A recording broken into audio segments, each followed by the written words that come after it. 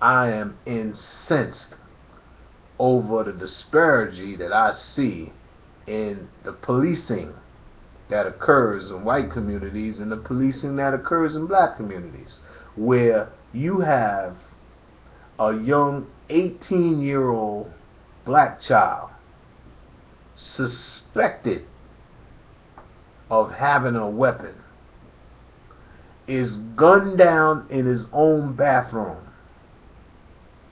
murdered in his own bathroom because he is suspected of having a weapon. Mind you, he ain't shot nobody.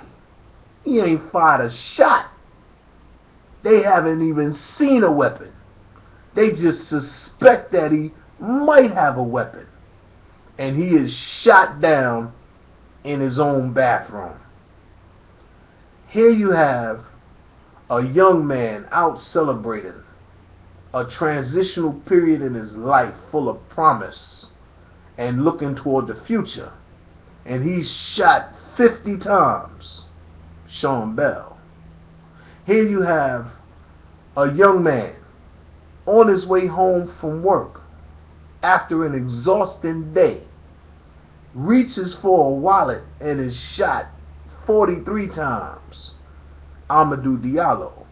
Or a young man lying face down on a train platform, handcuffed behind his back, and is shot in the back by the person who just handcuffed him, Oscar Gray.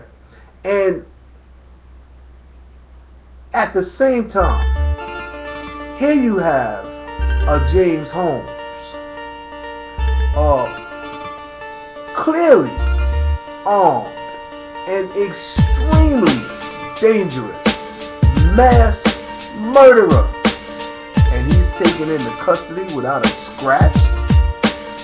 Are you for real? I mean, is this for real? What the hell are you trying to say, law enforcement agencies? That if you have a water gun and you're black, you will be shot down. But if you have 4 guns and 6,000 rounds of ammunition and you just killed 12 people and wounded 58 other people, if you're white, you will be treated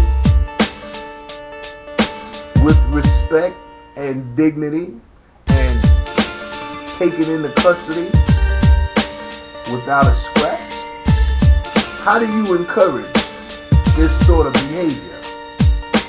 The guy who shot Gabby Giffords in the head in Arizona was taken into custody without a scratch, despite the fact that he just killed 6 people and wounded several others. Despite the fact that he was armed and extremely dangerous, he was taken into custody without a scratch, showed up in court smiling.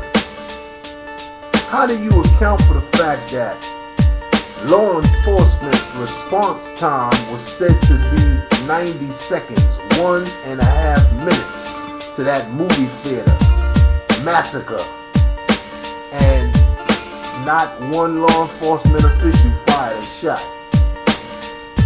How do you account for that? How do you account for that? What the hell is really going on?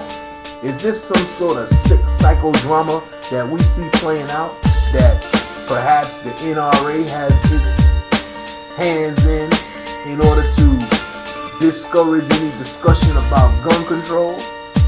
Now, personally, I don't give a damn about gun control. I'm just asking a question. What the hell is really going on?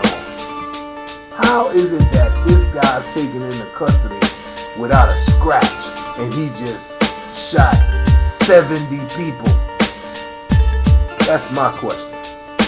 See, news agencies are saying that this guy's sick. He's a psycho. He's insane. I think he's just suffering from W.P.D. That's white personality disorder.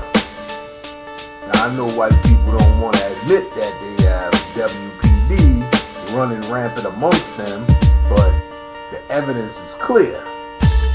Only white people go to school with guns and try to kill everybody. Only white people go postal That's WPD, white personality disorder. Those white people with white personality disorder pull out guns and try to kill everybody. So while you're arguing to keep the guns in the hands of people, and you say law-abiding people, well, these people are law-abiding until they go crazy. Then they not law-abiding, they not life-respecting. How about the fact that you want to condemn women for having an abortion? You say that there's a right to life. Didn't those people in that movie theater have a right to life? Now see, that to me is a right to life. Impregnated female doesn't have another life in her until it grows into a baby. But those people in that movie theater watching Batman, they had a right to life. They were here. But y'all don't see those. Y'all don't see that right to life. Strange. White personality disorder. That's my contribution to the lexicon.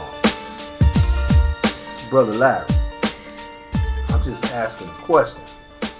How come that guy didn't get scratched? Law enforcement,